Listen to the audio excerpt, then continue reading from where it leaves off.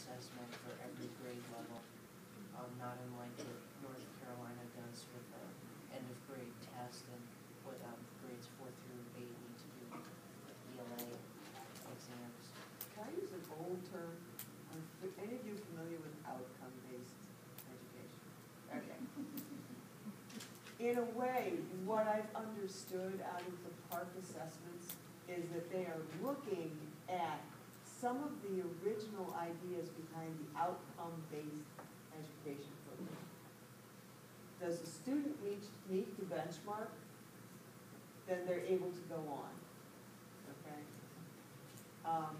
But that actually, outcome-based education, term before, I guess, but it really, at one time was quite a good idea. Of course, it didn't stay. And it scares a lot of secondary schools, because that would mean that you would have to teach, all 9th graders would have to teach, say, Romeo and Juliet in a certain time period, and most districts don't have enough copies of that.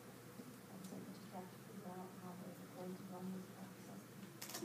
Is the acronym PARCC, right? Yeah, PARCC. I don't know what you're saying. I have it written down somewhere, but I Googled it here. Okay.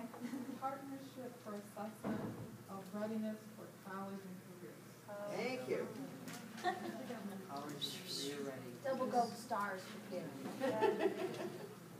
Should have known that. Yeah. Okay, any other questions? Karen? Hi, guys. Hi. Data-driven instruction. Sorry. That's what the student learning That's what the student learning objectives all are. about. Yeah. And trying to understand how to do that. And I would say the literacy specialist is probably going to have a lot of responsibility to help other people to understand how to do it. And like I was saying earlier, I have to write as student learning objectives, SLOs, for my students, and trying to figure out what the percentages are is tricky. How difficult, like I said, the test should be. So using that data, understanding what is good data is very. I'm not really sure anybody has a good definition of that. But the administrators need and want that. They want to know that people have a really good understanding of how to use data, even if they don't really. They just want to know that you'll figure it out because their job depends on data. It's a numbers game. It's a numbers game. And we are going to have to make sure our assessments do what they're supposed to do. And that's the hard part, because we have to, in a sense, create but not touch our own assessments. That's tough. And then you got to find somebody who's going to grade it for you, because you can't do it yourself. You're not allowed to handle it. And that's that. It's to, of course, get rid of the subjective end of it, but then again, nothing is totally objective, no matter who does it. Our district's going even further, and not just, and actually, our BOCES does call them SLOs. They're slow assessments. And I didn't know what SLOs were. We always use SLOs, but anyway. Our district is pushing it all the way down and saying, you do a pre-test and get your data and decide how you're going to instruct based on that data all the time.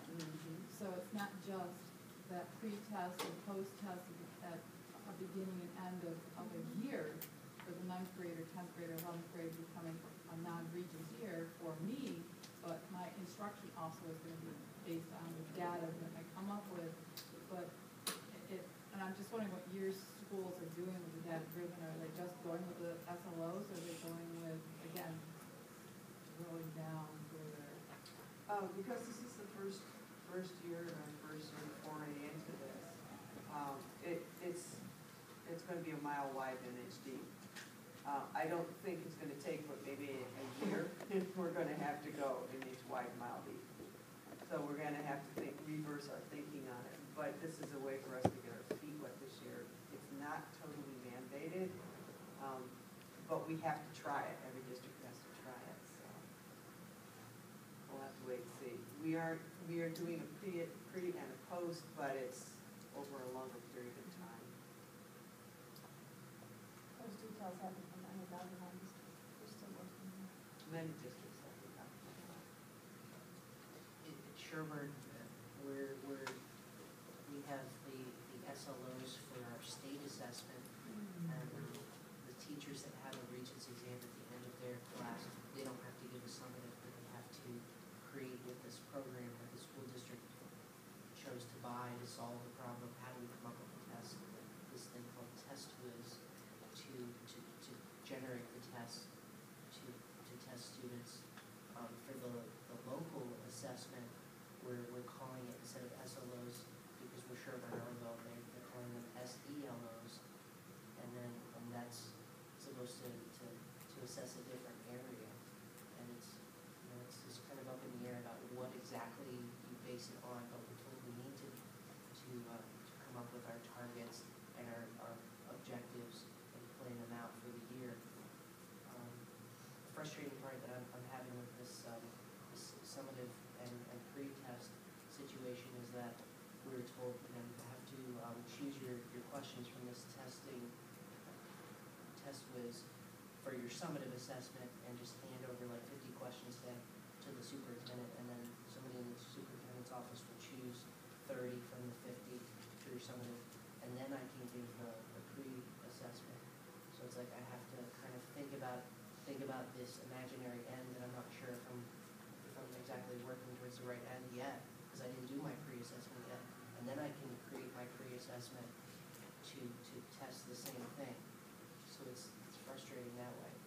The nice thing that our district did, we're in a new contract year, and the contract bargainers were smart enough to ask the district for a 3-way leeway period with this new APPR program, with the annual performance personnel review program, saying that for 3 years, no teachers will lose their positions based on data that says that their students aren't performing. We did the same thing. So if you have any, if you're in a position to discuss that particular issue, you want to make sure that there is leeway, because people will mess up and people will not figure it out. We didn't get 3 years, but we got 2 full years before we get into the situation. It does. Take some of the pressure off while we're learning this. All right, any other questions? Yes, ma'am. As someone new to the program here, I'm just curious, upon completion of a year to 2 years, are there jobs available, or is it becoming more of a specialized addition to your content area? Yes and yes. Okay. Okay. There are still jobs available. If you looked on any of the, like OLAS, there's still online application service programs. There are still reading teachers needed. Yes, they're still listed. I saw some just the other day, as a matter of fact.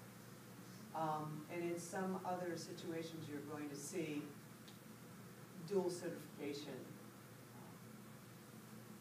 a plus. So, They don't talk to you unless you have 10 years experience, your master's degree already, and you're dual certified. Not to point any fingers or anything. yeah, I know, I went through that process. That's very intimidating. Yeah, and then they put 14 people on your interviewing committee. They do, It's not a seriously. firing squad or anything, No, not much. Dryden has a posting for a per diem reading teacher right now in K-6, and they'll have a posting for the end of January for a middle school reading teacher. Title I reading teacher. So that's like early January. There we go. We're at a standstill in Sherburne. We lost 3 English positions and a literacy specialist.